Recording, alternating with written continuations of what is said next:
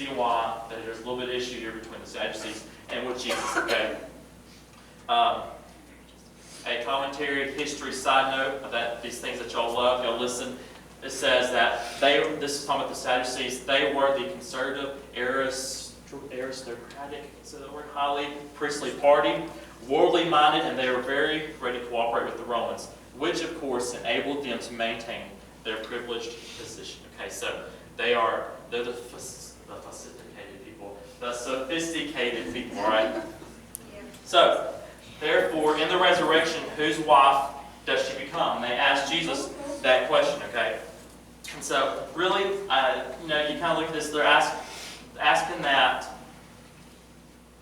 you can kind of, I don't know, you're just kind of like, why are they asking this, okay? And so, in Luke 34 through 36, he's going to correct them on their misunderstanding of the resurrection of life by showing them that the afterlife is an entirely different order, okay? So, beginning with verse 34, and Jesus answered and he said to them, the sons of this age, they marry and they are given in marriage, okay?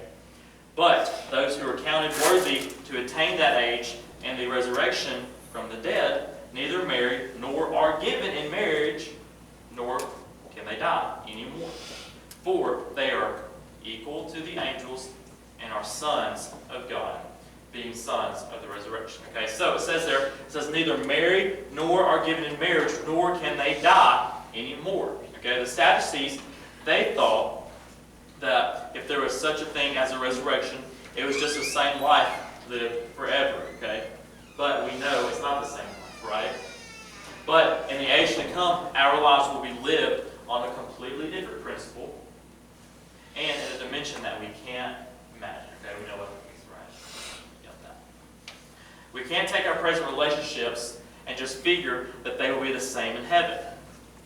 On earth, human relationships, they are largely a matter of time and place, okay?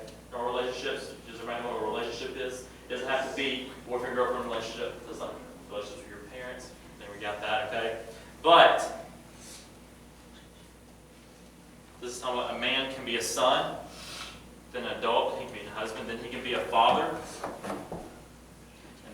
and so on. But in heaven, it talks about all that changes, okay? And this is just FYI type stuff here. It says, we know it won't be the same as what we know on earth. But we can't say for sure what it will be like in heaven, other than to know that we won't be disappointed. Does everybody agree with that? When we get to heaven, are we going to be disappointed? No. No. Why not? Because it's heaven, right? They're kind of like when they're asking Jesus that question, it's like, why? It's because I'm Jesus.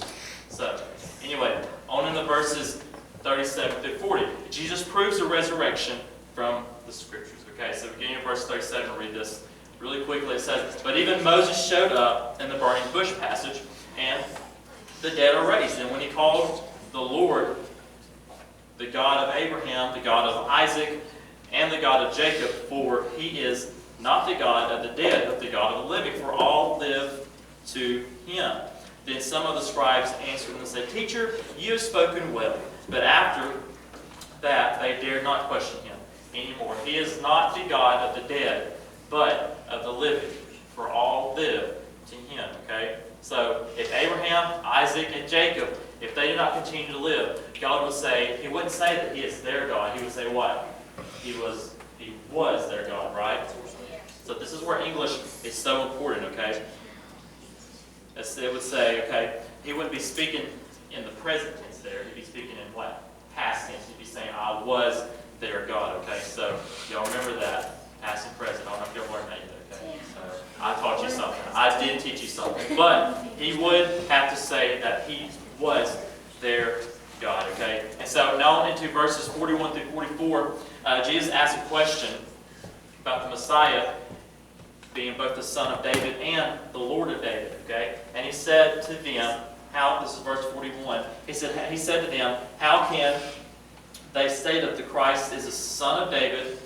Now David himself said in the book of Psalms, he said, the Lord said to my Lord, sit at my right hand till I make your enemies your footstool. Therefore, David calls him Lord. How is he then his son?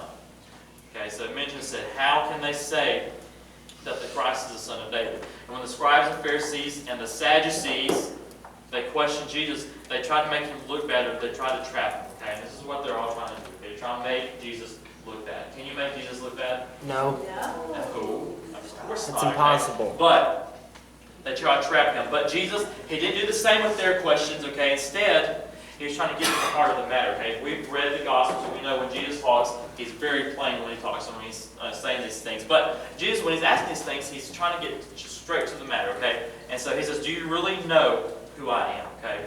And Jesus tested their notion there that they already knew all about the Messiah. But he asked them to consider that they may not know everything about the Messiah, but they have something to learn. So, as he says there, therefore David calls him Lord. How is he then his son?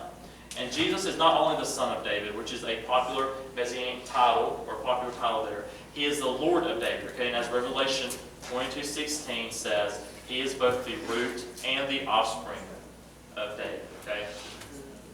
On into 45 through 47, Jesus warns about the hypocrisy of the scribes. Okay, and we'll read that really quick. It says, beginning with verse 45, it says, then, in the hearing of all people, he said to his disciples, beware of the scribes who desire to go around in long robes, love greetings in the marketplace, and the best seats in the synagogues, and the best places at the feasts, who devour widows' houses, and for the pretense make long prayers, and will receive greater condemnation. Okay? Who desire to go around in long robes? The scribes were men of leisure. Okay? They watch while others work, like a lot of you, maybe all of you. Okay? They loved greetings. They demanded recognition from others for their standing with God. Okay? The best seats. They like the best seats. They demand the perks of status and privilege. They like the best seats. I like the best seats. Okay? Devour widows' houses. In that day, a Jewish teacher, this is an interesting point here, okay? This is good stuff. In that day, a Jewish teacher, they could not be paid for teaching, but they could receive gifts, okay? I like that. Apparently, many scribes used flattery and manipulation to get big gifts from those who could least afford to give them, such as widows, okay? So the Jews of Jesus' day, they were taught that teachers were to be respected almost as God. And they said to them, as they deserved more honor and respect than any other people in life did. They taught that the greatest act someone could do is to give money to a teacher. And of course, it was the teachers themselves who taught this. Okay, I mean, of course, who else would would say this? They were wanting to put their stuff at the top there. So, for a pretense, make long prayers. All right, that was part of the verse there. And it says the scribes thought they were more spiritual because of their long prayers, okay? And the author, he said, rightly said that when a man was away from his wife, that the journey is short, and that the letters are short, but the farther he is from his wife, the longer his letters begin, the longer his letters work, okay? And he said that some people, they must be a long way from God because their prayers was long, okay? And so, this is the last part of that verse. It says, they will receive greater condemnation. The scribes represent a complete contrast to the picture of how a disciple should live as a servant and as a child, and as one carrying the cross. Remember where we're going? Where is Jesus headed to? Okay, Jesus said we should notice what they do as well as what they say, especially that we should do, and we should notice their destiny. Okay, so the scribes, they were experts at projecting a religious image, but a religious image before man isn't enough, right? It says, are you really a servant of God, or are you more like one of these scribes? Okay, I'm going to end on that because from then on it goes into chapter 21. It says, are you really a servant of Jesus Christ, or are you more like one of these scribes? I'm going to end on that, and I just really want to look at what Jesus is going through here. Okay. I meant to make this point earlier, but I'll end on this. Jesus had, what we see, he had issues, right? Not necessarily Jesus had issues, but things came up in his life, right? We see the things that always constantly kept coming up, things that he was having to deal with. And, we have to look at Jesus had those things and temptations and problems. Us as Christians, when we're living that life, he said be Christ-like, and those things we're going to face along the way. Talked about life